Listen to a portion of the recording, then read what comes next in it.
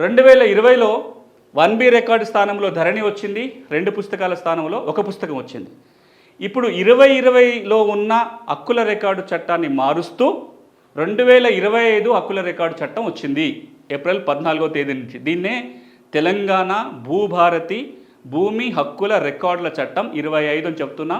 ఈ చట్టం కింద భూభారతినే హక్కుల రికార్డుగా పరిగణించబడుతుంది. దీని అర్థమైందంటే తెలంగాణలో ఎవరికన్నా భూమి ఉంటే వాళ్ళ పేరు భూభారతి రికార్డులో రావాలి. వాళ్ళ చేతిలో పాత పుస్తకం రేపొద్దున ఇవ్వబోయే కొత్త పుస్తకం ఉన్నట్లయితేనే భూమి యజమానిగా పరిగణించబడతారు.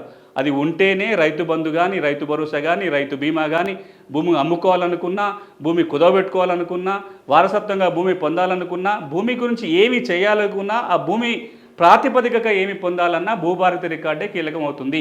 అంత ముఖ్యమైన రికార్డు కాబట్టి ఈ రికార్డుల్లో ఏముంటుంది, ఏం రాస్తారు, తప్పులుంటే సవరించుకోవడం ఎట్లా, వీటన్ని వివరాలను మాట్లాడుకునే ప్రయత్నం ఇప్పుడు మనం చేద్దాం. హక్కుల రికార్డు ROR అన్న దీని full form record of rights, భూమి హక్కుల రికార్డు అంటాం.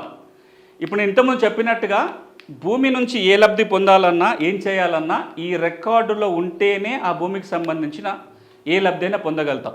నేను మొదట్లో చెప్పినప్పుడు అసలు ఏ రికార్డు లేకుండా ఏం కాకుండా ఒక 200 ఏళ్ళ కింద, ఇప్పుడు ఈ రికార్డులో ఉంటేనే మనం భూమిని ఏమైనా చేసుకోగలిగేది. ఇప్పుడు మనం చూస్తే తెలంగాణలో ఎన్ని చట్టాలు మారినాయి RORకి సంబంధించి చూస్తే 1948లో ROR చట్టం కింద అప్పుడు అది చాలా కీలకమైన ROR చట్టం. ఇది హైదరాబాద్ రాష్ట్రంగా తెలంగాణ ఉన్నప్పుడు ఈ చట్టం కింద హక్కుల రికార్డుగా పరిగణించబడింది కాసరపహాని. ఆ తర్వాత ఉమ్మడి రాష్ట్రంలో 1971లో ఏదైతే ROR చట్టం వచ్చిందో దాని కింద హక్కుల రికార్డు 1B రిజిస్టర్, చాలా పాపులర్. ఇప్పుడు అందరికీ తెలంగాణలో 1B అంటే తెలుస్తుంటుంది.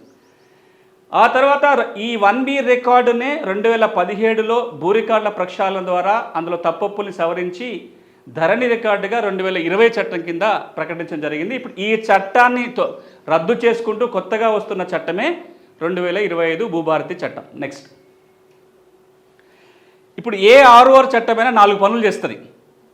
ఆ 4 పనులు ఏంటి అంటే, ముందు ప్రతి గ్రామానికి ఒక హక్కుల రికార్డు రూపొందించడం కానీ, ఉన్నదాన్ని మెయింటైన్ కొత్తగా తయారు చేసుకోవటం కానీ. రెండోది, ఆ ఒక్కసారి తయారు చేసిన రికార్డులో తప్పొప్పులు ఏమైనా ఉంటే సవరించటం. ఇప్పుడు కాసరపాని కావచ్చు, 1B కావచ్చు, ధరణి కావచ్చు, రేపు భూభారతి కావచ్చు, ఒకసారి రికార్డు తయారు కావాలి, అందులో తప్పులుంటే ముందు సవరించాలి. ఇది అయిపోయిన తర్వాత ఇది ఒకసారి జరిగే ప్రక్రియ, ఈ రెండు కూడా. ఆ తర్వాత ఎప్పుడు ఎవరికి భూమి మీద ఏ విధంగా హక్కులు వచ్చినా ఈ రికార్డుకి ఎక్కాలి. దీన్నే మనం మ్యూటేషన్ అంటాం. కొనుగోలు చేసినా, వారసత్వంగా వచ్చినా, లేకపోతే ఇంకే మార్గం ద్వారా భూమి వచ్చినా ఈ రికార్డుకి ఎక్కాలి. ఆ తర్వాత ఒకవేళ ఇలా ఎక్కించిన వాటి మీద ఏదైనా సమస్యలు ఉంటే ఒక అప్పీల్ వ్యవస్థ ఉండాలి. ఏ ROR చట్టమైనా ఈ 4 ఉండాలి.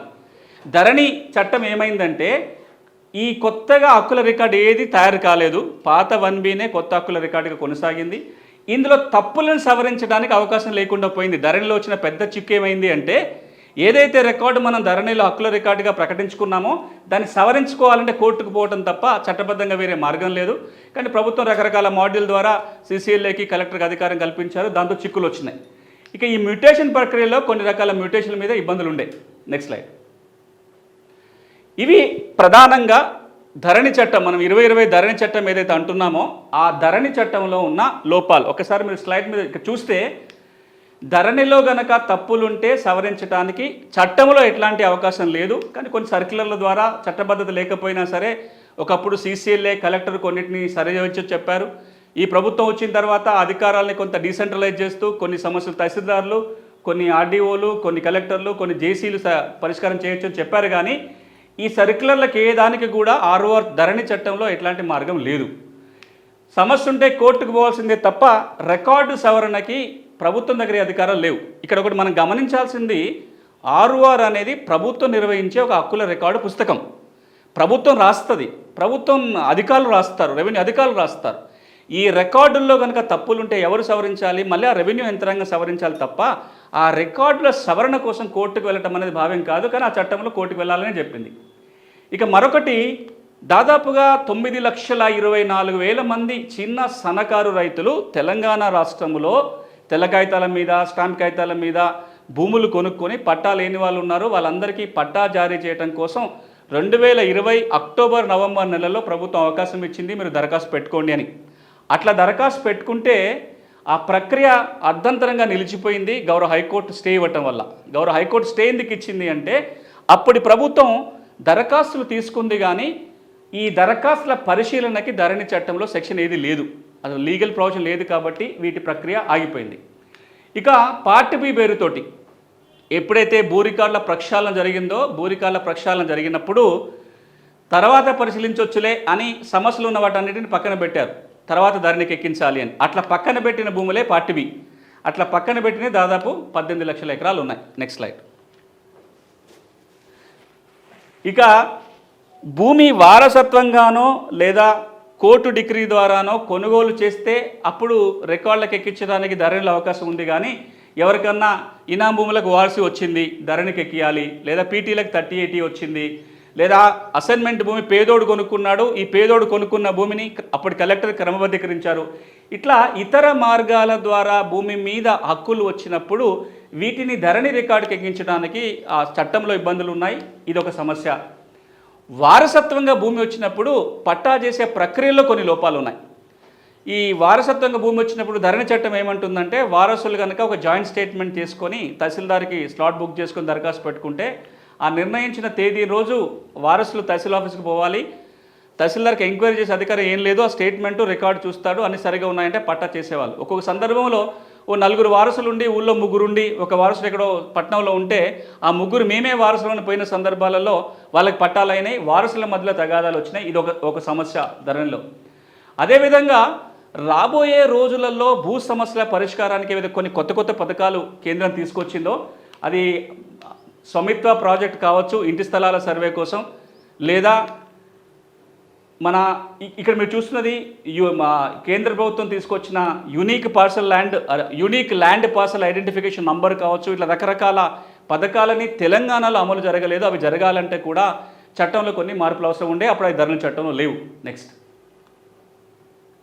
వీటన్నిటినీ దృష్టిలో పెట్టుకొని ధరణి చట్టాన్ని తొలగిస్తూ ఏదైతే భూభారతి చట్టం వస్తుందో, ఇగో ఇన్ని రకాల కీలక మార్పులు చేసే ప్రయత్నం భూభారతి చట్టంలో జరిగింది. నేను వీటిని మళ్ళా విడివిడిగా వివరించే ప్రయత్నం చేస్తా. మీరు ఒక్కసారి చూస్తే ధరణి రికార్డ్ స్థానంలో కొత్త రికార్డు వస్తుంది, అది భూభారతి. కొత్త వెబ్సైట్ కూడా రాబోతుంది.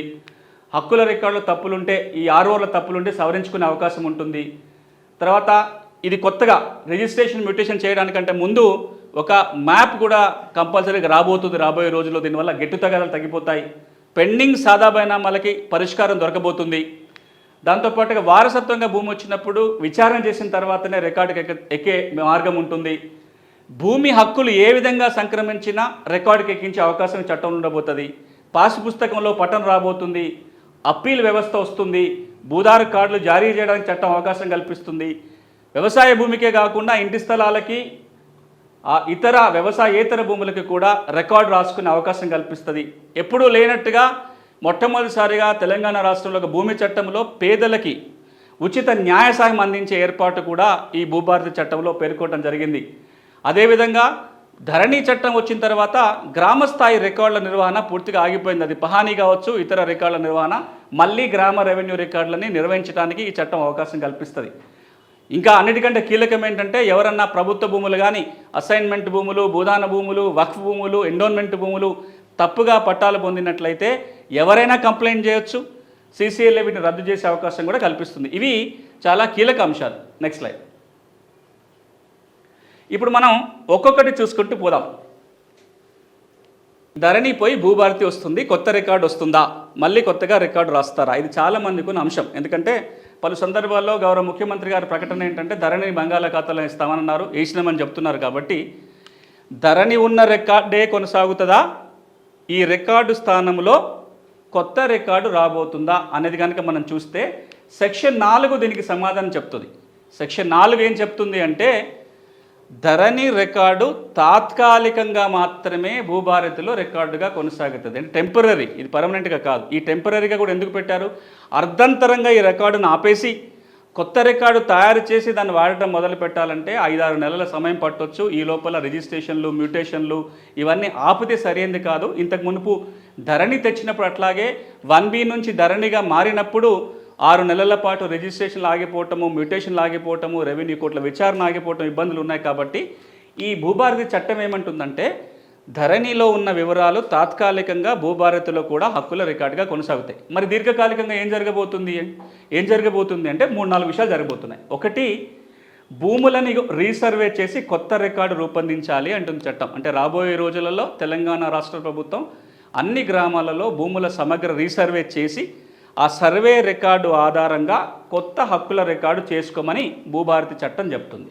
అది ఇంకా ఎక్కువ సమయం పడుతుంది. ఆ లోపల ఏం చేయాలి అంటే ఒక ప్రత్యేక కార్యక్రమాన్ని నిర్వహించి ధరణిలో తప్పొప్పుల్ని సవరించాలని ఈ సెక్షన్ 4 చెప్తుంది. మీరు ఈ రోజున రెవెన్యూ సదస్సుల పేరుతో ఏదైతే వింటున్నారో, ఈ రెవెన్యూ సదస్సులు ఏంటంటే ప్రభుత్వమే గ్రామాలకు వెళ్ళి ధరణిలో ఉన్న తప్పొప్పులను సవరించే ప్రయత్నమే సెక్షన్ 4 ద్వారా రెవెన్యూ సదస్సుల పేరుతో జరుగుతుంది.